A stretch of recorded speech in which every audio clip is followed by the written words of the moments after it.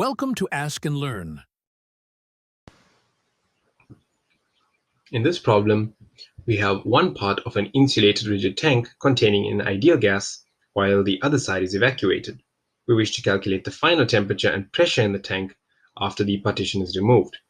We assume that the kinetic and potential energy changes are negligible, and the tank is insulated, and thus heat transfer is also negligible. So if we take the tank as the system, and we know there's no mass transfer, this is a closed system.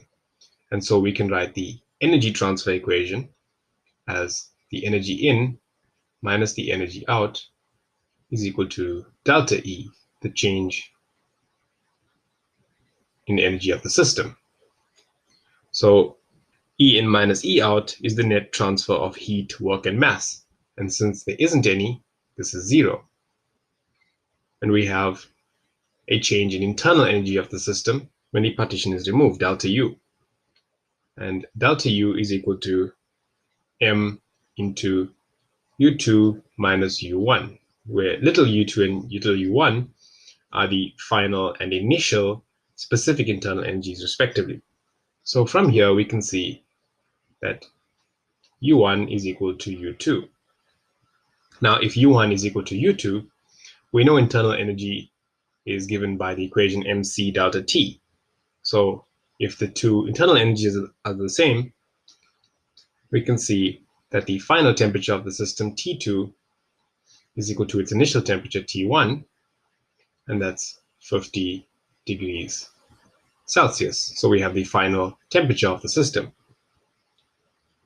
And since U is a function of temperature for an ideal gas, we can use the equation P1 V1 over T1 is equal to P2 V2 over T2. And so from here we can actually find the final pressure of the system.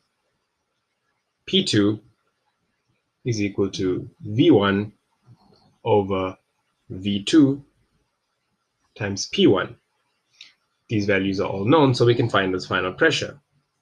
So this is half, the initial to the final volume ratio is a half times the initial pressure, which is 800 kilopascals. And so we get a final pressure in the system that is 400 kilopascals.